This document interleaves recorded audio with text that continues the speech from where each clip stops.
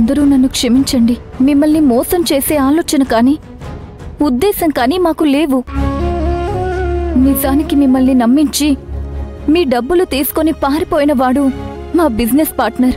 అలా అని మీకు మోసం చేసి మీకు అన్యాయం చేసే ఉద్దేశం మాకు లేదు.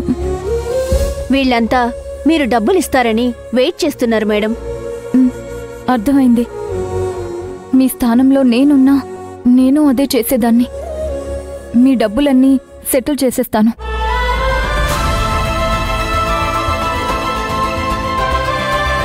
రామ్ కుమార్ గారు, అంతా ఓకే కదా? అంతా ఓకే మేడం. అందరూ ఇప్పుడే మీ అకౌంట్ డీటెయిల్స్ ఇవ్వండి. ఈయన సెటిల్ చేసేస్తారు. రండి.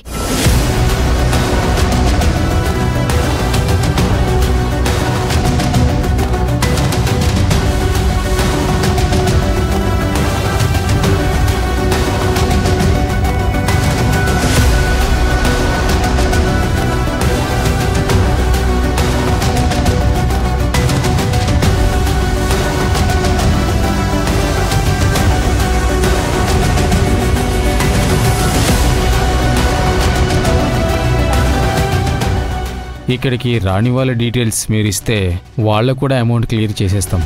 అలాగే మేడం, మమ్మల్ని క్షమించండి.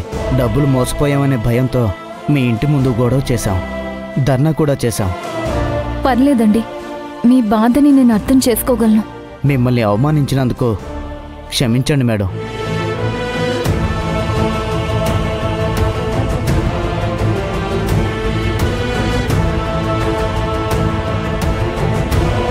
మీరు కష్టపడి సంపాదించుకున్న డబ్బు అది పోతుంది అనే భయం ఉన్నప్పుడు ఎవరైనా అలాగే చేస్తారు.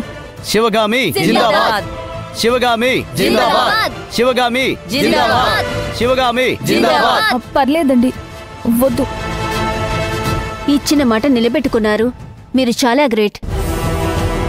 ఇంకా మీరు వెళ్ళండి. వస్తాం. ఉంటాం మేడం.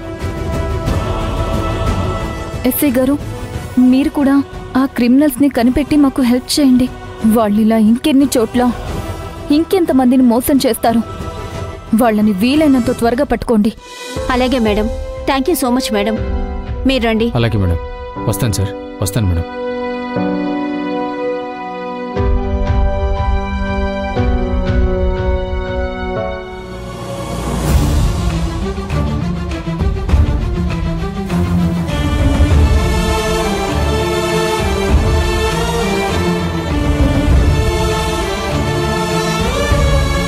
అయ్యో అర్జున్, ఏంటిది చిన్నపిల్లలాగా?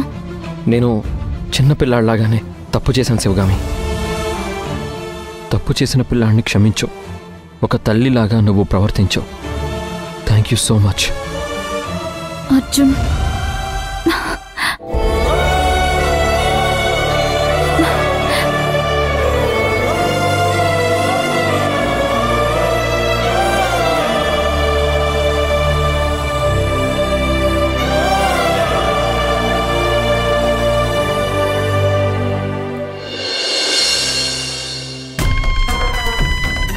ఇది కదా నిజాయితీ, ఇది కదా నిబద్ధత. దేని గురించి చెప్తున్నాను అనుకుంటున్నారా? జనాల దగ్గర నుండి వసూలు చేసిన డబ్బును అందరికీ వెనక్కి తిరిగిచ్చేసింది శివగామి. తన మీద ప్రజలు పెట్టుకున్న నమ్మకాన్ని నిలబెట్టుకుంది. ఇదెలా సాధ్యమైంది? ఎలా తీర్చగలిగింది? తనకి కష్టమైనా నష్టమైనా ప్రజలు ఇచ్చిన 560 కోట్ల రూపాయల డబ్బును వెనక్కి తిరిగి ఇచ్చేసింది. ఎలా జరిగింది? అసలు అది ఎలా సాధ్యం? 500 కోట్లు ఎలా తీర్చగలిగింది? శివగామి దగ్గర అన్ని డబ్బులు ఎలా వచ్చాయి? అసలు ఎలా ఈ పని చేయగలిగింది? శివగామి తన గౌరవాన్ని ఇంకా పెంచుకుంది. ఇది కదా బిజినెస్ పర్సన్ లక్షణం. రాజ్, రాజ్, ఏమైంది? ఎందుకలా అరిచో? అరిచానా? నేనా? అవును. లేదే. లేదు రాజ్, నాకు అరిచినట్టే అనిపించింది. అలాంటిదేం లేదు. యూ కాలింగ్ అండి? లేదు. అది ఆది సార్ కాలింగ్ అండి. సౌండింగ్ లౌడ్ అండి. అదేం లేదు. చారు కూడా వినిపించిందంటే నువ్వు అరిచే ఉంటావు. ఏమైంది? టెల్లింగ్ అండి. మీ అరుపులకి రీసౌండింగ్ అండి. పాలగిన్న డ్రాపింగ్ అండి. Whole milk gone. రాజ్, ఏంటి రాజ్? Anything serious?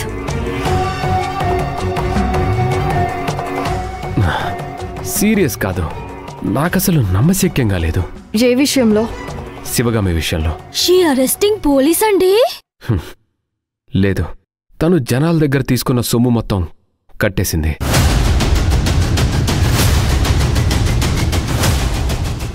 వాట్? ఉండడానికి ఇల్లు తప్ప ఏమీ లేని శివగామి ఎలా ఇంత త్వరగా జనాలప్పు తీర్చేసింది? అసలు అదే నాకు షాకింగ్ విషయం అయింది. మేబీ ఎవరి దగ్గరైనా అప్పు తీసుకుందేమో. అప్ప? అంత డబ్బు సెక్యూరిటీ లేకుండా ఎవరిస్తారు? శివగామి గుడ్ విల్ ఉంది కదా రాజ్, దాన్ని బేస్ చేసుకునే ఎవరైనా ఇచ్చారేమో. లేదు, ఇంకేదో జరిగింది. లేకపోతే అసలు దీని నుంచి బయటపడడం అసాధ్యం. వాట్ ఎవర్, ఏదైతే అదైందిలే రాజ్. తీర్చేసింది కదా, పబ్లిక్కి ప్రాబ్లం లేకుండా అంతా క్లియర్ అయిపోయింది కదా. జనాల విషయంలో ఇది మంచి విషయమే కదా. అవును కదా, యూర్ రైట్.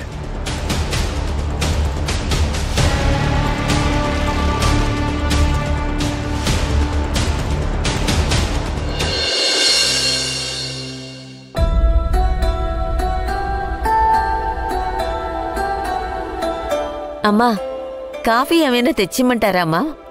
ఆహా లేదు లక్ష్మమ్మ. లక్ష్మమ్మ, నీతో కొంచెం మాట్లాడాలి. చెప్పండమ్మా. అది ఎలా చెప్పాలో తెలియట్లేదు. లక్ష్మమ్మ, ఒక పని చేస్తారా? చెప్పమ్మా. కొన్ని రోజుల వరకు మీరు సెలవెందుకు తీసుకోకూడదు? అయ్యో, నేనంత కష్టమైన పనులు ఏం చేస్తున్నానమ్మా? అది కాదు లక్ష్మమ్మ, అసలు ఇక్కడ పరిస్థితులేమీ బాలేదు.